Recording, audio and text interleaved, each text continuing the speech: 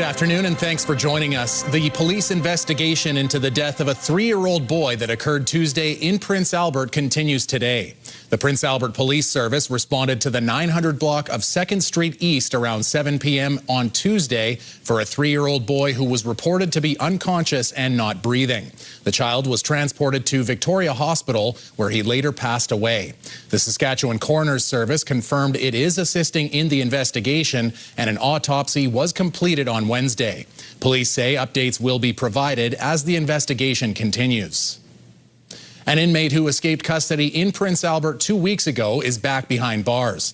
30-year-old Keyston Custer escaped while being transported by staff from Saskatchewan Penitentiary on February 20th.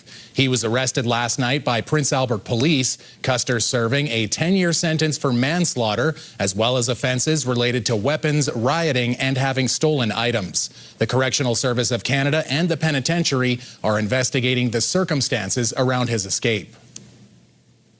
Meanwhile, Prince Albert police are looking for this inmate who was released by mistake from the Prince Albert Correctional Centre. Dagan McKenzie has been unaccounted for since yesterday. Anyone who knows where he is should contact police. A traffic stop northwest of Saskatoon turned into a major tobacco seizure. This is what Corman Park Police seized last night near Highway 16 and Dalmeny Road. Just before 9 o'clock, officers noticed a pickup truck with one headlight working, traveling 100 kilometers an hour in an 80-kilometer zone. Inside the truck, police found 100,000 illicit cigarettes worth between $20,000 and $40,000. The 65-year-old driver, who appeared to be impaired by drugs, was given a roadside saliva test. He's been charged with having unstamped tobacco for the purpose of selling it. He also received a 3-day suspension of his driver's license for failing a drug test. He was also given an offense notice for speeding. The Prince Albert City continues to make progress on clearing bus routes as the Rush Hour and East Hill bus have resumed regular operating schedules.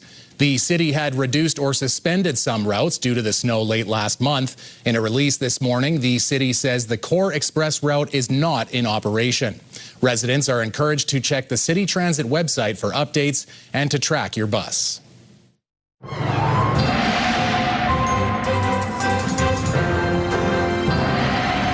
All right, Jeff, we've been promising it for coming up to a week now. Is it finally starting to turn warm? It really is. We are going to be seeing a lot more in the way of warm temperatures as we head into Friday, and particularly the weekend, John. Now, that snow that we had, a dusting of snow, that system was a bit more slow-moving than I had anticipated, so there has been some issues with regard to freezing rain in parts of southern Saskatchewan, but here in and around Prince Albert and Saskatoon, mostly a snow event. But that system is continuing to clear out. In behind it, we are getting some warmer temperatures. A lot of it fueled by this big atmospheric river that's pushing warm Pacific air into, well, a lot of rain and rain for BC. But once the rain gets scrubbed out, we get the warm air in Saskatchewan, and we'll see how warm things are going to get when we check those numbers later on.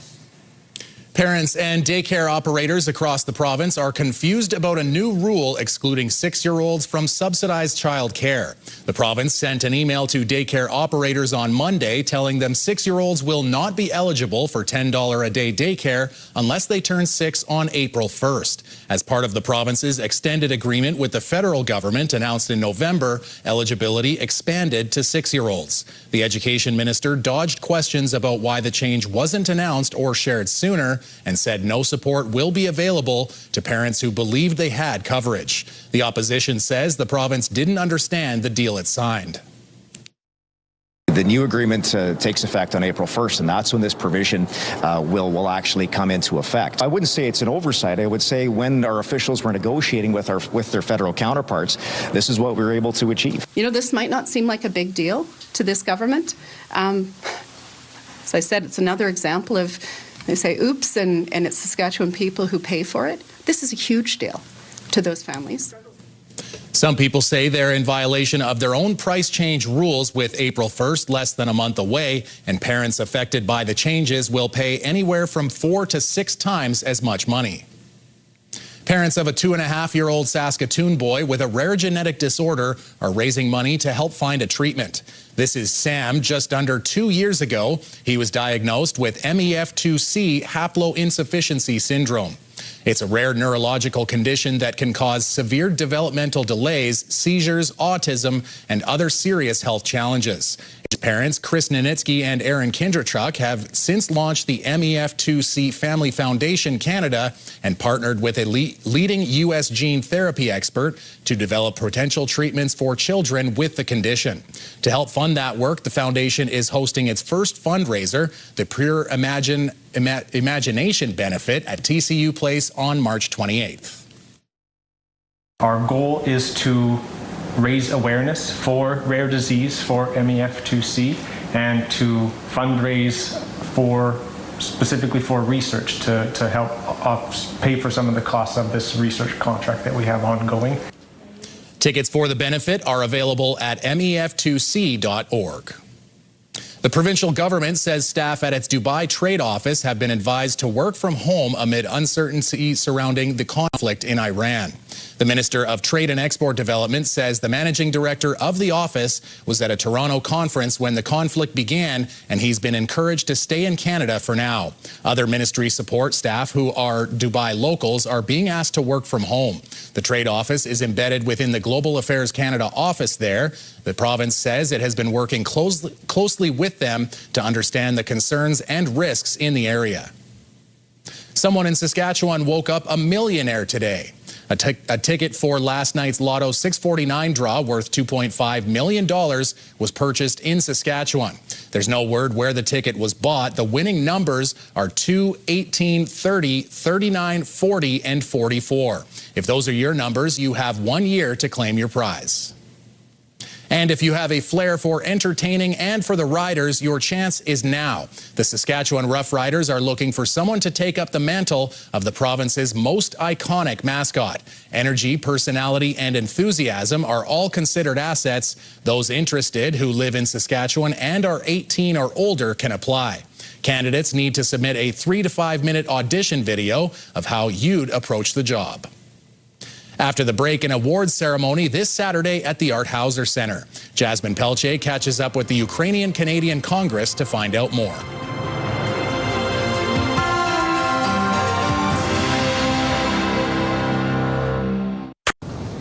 We are at the Art Hauser Centre with organizing committee members for a gala that's coming up this weekend in recognition of Saskatchewan's Ukrainian community. So do you want to give us some information on what this gala is about? Absolutely. So we're very excited to be in Prince Albert. The Ukrainian Canadian Congress of Saskatchewan hosts the Nation Builders and Community Recognition Awards event annually. It's a program that's been around since 1995, and this year we're excited to be honoring 12 individuals from across the province. How did PA end up being the host city this year? Marge and I are members of the Veselka Ukrainian Club, the Prince Albert District Cultural and Heritage Association, and this is an annual affair which is usually held in larger centers, and this year we were honored to be asked to do it. How did that look? Like, when did you find out that PA was going to be the host? About a year ago. So we got together, and our Veselka Club is excellent for volunteers. We all pitched in, and here we are. Is this PA's first year hosting? No, we hosted this again once in 2018, I think, and it was so successful and well received, so this one will be as well. How many award recipients are there going to be this weekend? There are going to be 12. 11 honorees for Nation Builders and for community recognition, and our newsmaker, Alana Ross. Are there some local recipients apart from Alana? Maybe. Yes, absolutely. We have Vicky LaRose and Joseph Alesco that are two of our Community Recognition Award honorees. Joseph for leadership and Vicky for her volunteerism. Like, in terms of leadership and volunteerism, what do some of these ventures look like, I guess, that get people nominated or set up to have these recognitions? Like, what are they doing exactly in the community? Well, you know, if you don't mind, somebody like Vicky, who is in her 90s, is a lady who spent her life as a volunteer in the Ukrainian community in various ways, and not just. It's sort of that internal calling that she has, her way of giving back to the community. And Joseph as well has, you know, demonstrated, especially with his church, various leadership roles that he's taken on in supporting the organizations that really allow the church to operate. Why is it important to have events like this here in Prince Albert along with the larger centers like Regina and Saskatoon? Well, Prince Albert is very proud of all of its population, all of our people, all of our culture, but our club is very, very proud to promote and preserve the Ukrainian culture, and we wish to share that with as many people as possible. Plus, we know that Prince Albert hospitality is always a win, so having it here is a win for everybody coming.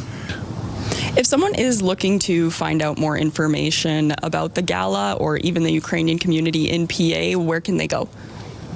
Probably the easiest way would be they can contact our office at 888-652-5850, and they can speak to somebody who can, if they're interested in joining us, to purchase a ticket, or we can connect them with the Prince Albert group, and they can get involved. It's a very, very fun way to give back to the community. We have the highlight of our year is the summer fair at the exhibition, and we have a booth, and we do the baking of bread, and our club has really reached out, and we've got not only people of Ukrainian descent, but people who are interested.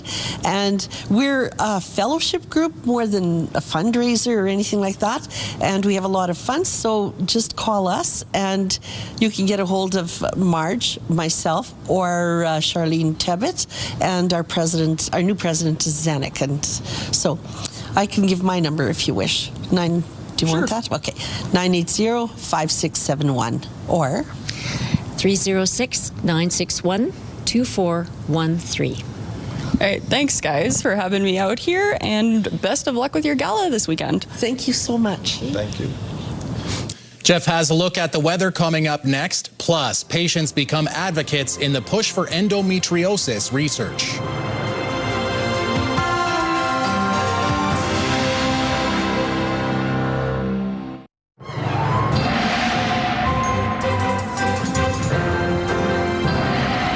So, Jeff, that atmospheric river hit the snooze button once, but now it's making its way across the prairies. What do we have in store? Well, the atmospheric river part, you know, slams into British Columbia, but the warm Pacific air that once you scrub out all the moisture comes our way. So, yes, we do, in fact, have some warmer air coming our way. Let's take a look at our satellite and radar shot. It's going to be the north coast of BC that really gets a lot of the rain, like 100 millimeters when all is said and done. So it's basically about 4 inches of rain. Not quite as much, maybe 30 to 50 millimeters for Vancouver. Vancouver Island, well, let's point out Victoria, not as much there. So the north coast is going to be the big deal in terms of the amount of rain. But that warm Pacific air is coming our way and really going to be bumping up temperatures as we roll into not just the weekend, but early part of next week. And we might even see some rain in the forecast. I know. There you go. And actually, we're going to have some pretty interesting swings of temperatures right across the country. So we are not alone in how things are shaping up, with a taste of spring in many respects.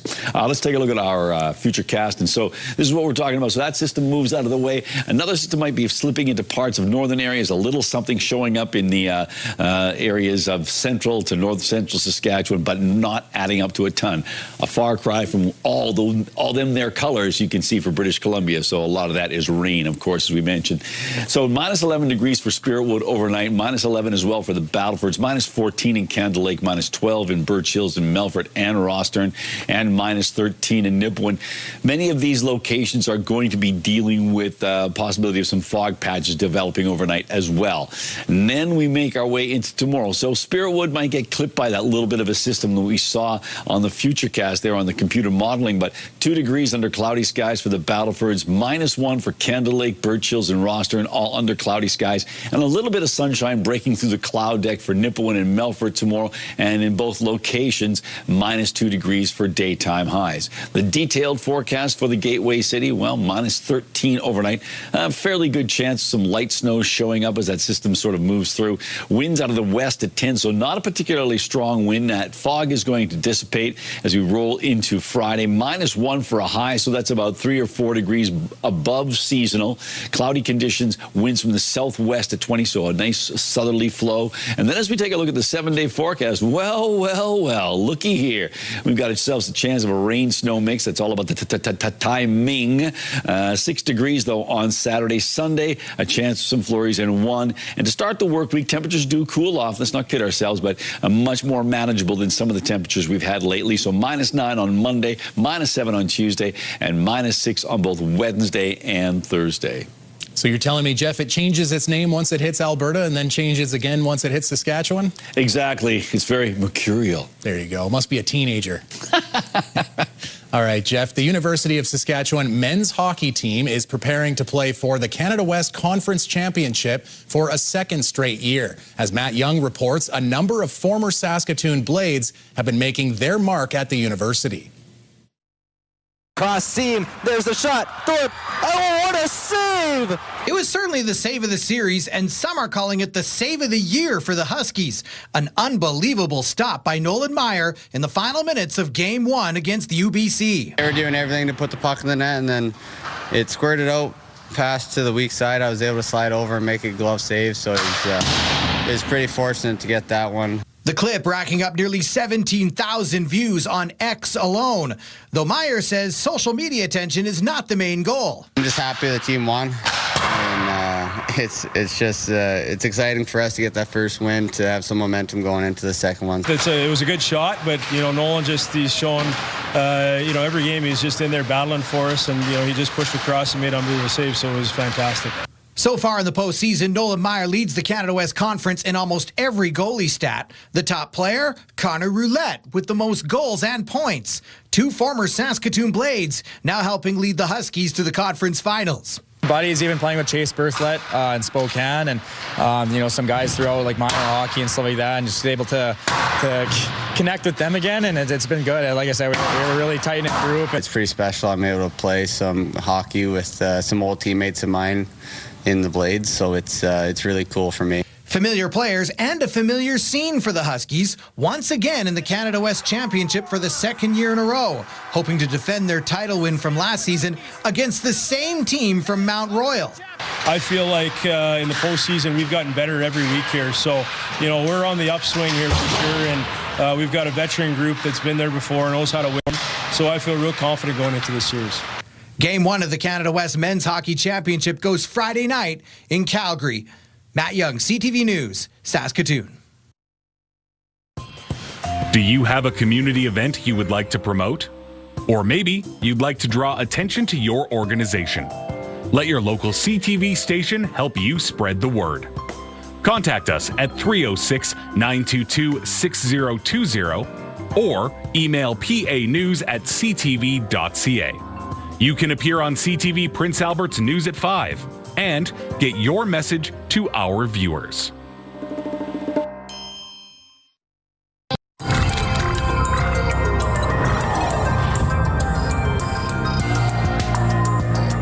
March is Endometriosis Awareness Month. The disease affects 1 in 10 women, but experts say there's still a lack of research on it. As Vanessa Wright reports, it's turning patients into advocates. Julie Catino is just one of nearly 2 million Canadians living with endometriosis. She was officially diagnosed with the chronic condition in 2020, but has dealt with its symptoms for most of her life.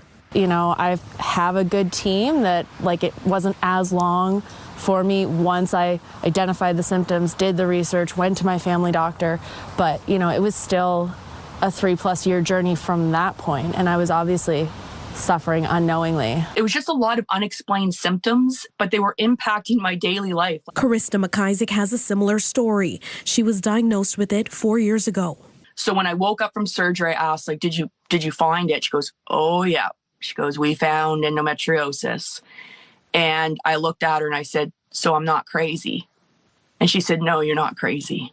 Endometriosis affects 1 in 10 women, according to the Endometriosis Network of Canada. starting at the age of their first period, so about 1.5 million Canadians, where the lining of the uterus, which normally comes out onto your sanitary napkin, actually, we feel backs up into the fallopian tubes and out into your pelvis. We're not talking about mild cramping typically. We're talking about cramping that takes people out of work, out of school, unable to really function. A reality that has turned many patients into advocates. I hope that the research and all of the work that we're putting in will help so many more just feel seen and then get diagnosed faster than we did.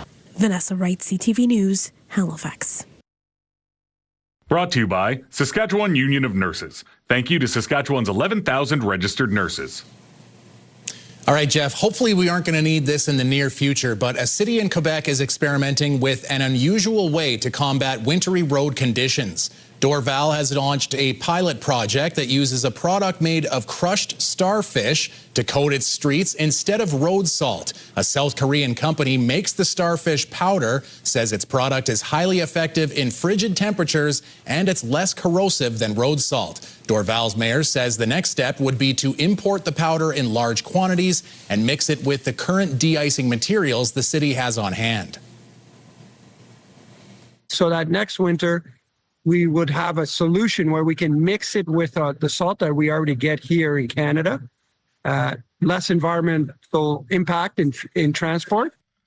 This starfish mixture is being tested in 2 Montreal suburbs as well as being used at the Edmonton airport, Jeff. And there you go. Are you a fan of SpongeBob SquarePants? Exactly. Who isn't? There you go. But I think this, I'm willing to wait and see how this works out because, when you got a renewable resource like that, in starfish, but it's a question like it might work in Eastern Canada, may not be great on the prairies. You never know. Maybe the cows don't like it or something along those lines. You never know exactly. They also use beet juice or beet brine. I know. I've heard of that one. I haven't seen it used on the roads just yet, but I think. No, but it's nice in a cocktail. Yeah, exactly. Can I get that martini with beet brine? Yeah.